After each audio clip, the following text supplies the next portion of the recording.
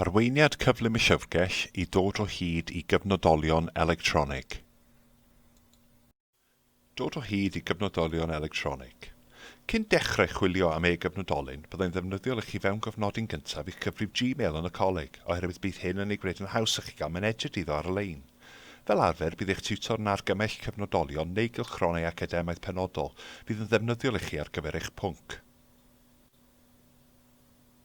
Os nad ydych yn sicr pa gyfnodolyn byddai'n ddefnyddiol, gallwch fynd i adran sgiliau astudio Moodle a defnyddio'r dudalen dolenni cyflym. Mae'r dolenni hyn i gyfnodolion yn cael ei diweddaru gan lyfgellwyr y coleg a'n cael ei cysylltu â'r deunydd darllen a argymhellir ar gyfer eich cyrsiau.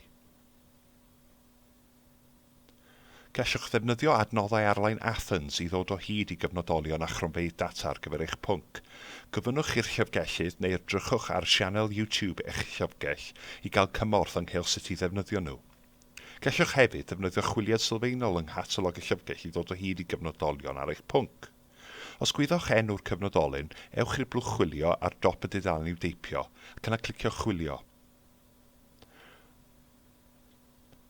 Os yw'r llyfgell yn tanysgrifio'r cyfnodolyn dan sylw, bydd yn ymddangos yn y canlyniadau.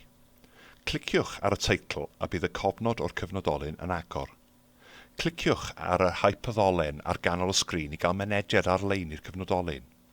Bydd gwefan yr holl gyfnodolion wedi cael eu trefnu ychydig yn wahanol, ond cewch chi darllen i gyd ar-lein, neu larlwytho, neu argraffu hyd at un erthygl o bob rifyn.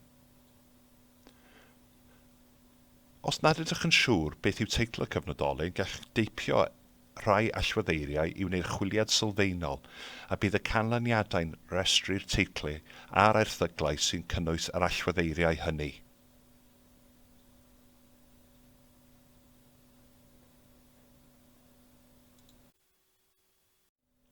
I weld rhagor o adnoddau'r llyfgell ac i gael help, edrychwch ar y fideo Sut I ar sianel YouTube y llyfgell. Edrychwch ar canllawiau astudio Moodle neu'r tudalennau astudio Google Sites newydd.